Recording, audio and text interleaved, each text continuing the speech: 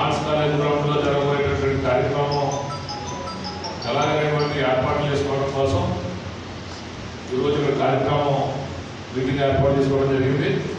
మరి దీనికి అధ్యక్షత వహించినటువంటి మన పార్లమెంట్ కమిటీ అధికార ప్రతినిధి అతి సీతారామరావు గారికి, ఇటువంటి ఎంపీడీసీ రాజన్ గారు మొట్టమొదటి నుంచి వారు కూడా మనకు అలాగే సోదరుడు తాగూరు, మరి మేమందరూ ఫస్ట్ నుంచి వారు కూడా పార్టీకి మీరు చూస్తూ ఉంటే కనుక శ్రీ రాబోయే రోజుల్లో జనసేన పార్టీ ఇక్కడ విజయానికి మార్గాలు చూడటమే ఉంటారు రెండు పార్టీలు. మరి దాన్ని మనం క్యాచ్ చేసుకోవాల్సినటువంటి అవసరం ఉంది.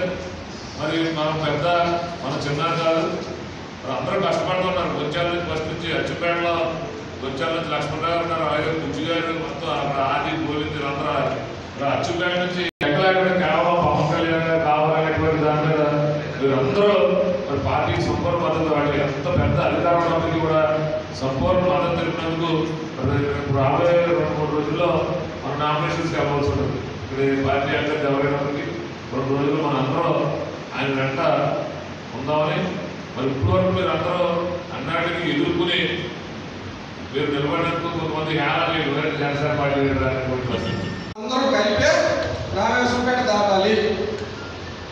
కాబట్టి ఎవరు కూడా స్వతంత్రంగా మేర కాంప్లెక్స్ దాటి వెళ్ళిపోవద్దు. ఇది మన అందరి సమిష్టి నిర్ణయం. మేర కాంప్లెక్స్ దగ్గరికి రావాలి. తర్వాత మరి ఫుడ్ కూడా మేర కాంప్లెక్స్ దగ్గర పోతుందో మరి ఎక్కడ పోతుందో వెళ్ళు, అక్కడ ఏ బస్సు ఆ బస్సు ఇచ్చేయడమా లేదా మరి ఏంటి దాని మార్పు కూడా చూస్తారు. బస్సులు మాత్రం కొంచెం డెకరేట్ చేయవలసిందిగా మిమ్మల్ని అందరినీ కోరుతా ఉన్నాం. ఎందుకంటే అది తప్పులేదు. పార్టీ అధిష్టానం ఆదేశం ఏంటంటే ఎవరు బ్యానర్లు పెట్టుకోవచ్చు, ఎవరు స్టిక్కర్లు పెట్టుకోవచ్చు అని చెప్పడం జరిగింది.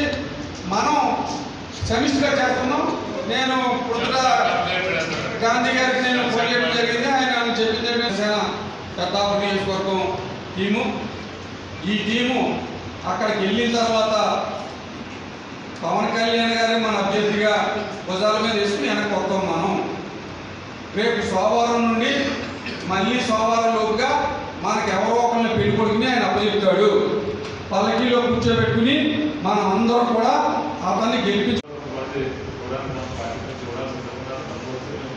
బస్సులు ఎంకరేజ్ చేస్తాం. ఇంకా బస్సులు ఎందుకంటే మన మైక్ పర్మిషన్ ఉంటే తిప్పగలుగుతాం, లేకపోతే మీరే మైక్ చదవాలి. రేపు నుంచి మనకి మనం ఆటో పంపించగలుగుతాం లేదో కూడా తెలియని పరిస్థితి ఎల్లుండి మీటింగ్కి. అందుకని ఎవరైతే ఈ రోజు ఒకరి దేని తీసుకోండి ఎల్లుండి మీటింగ్కి సమాయత్తం చేయండి.